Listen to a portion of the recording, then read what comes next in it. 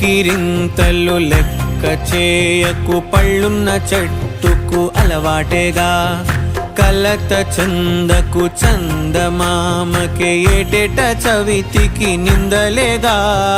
ఓటమన్నది గురువు కదరా, ఓర్పుతో నువ్వు గెలవవా. రేపుకే దిక్సూచి నిన్న రెక్కలే చుక్కానిరా. నీరు నేల ఆకాశం నీపై చూపెను పాశం. దారే తప్పిన పాదాలు గాడిన పడితే సంతోషం. తరతరాల చెమట చుక్కలు లాల పోసెను భూమికే. బాధ్యతగా కొనసాగిన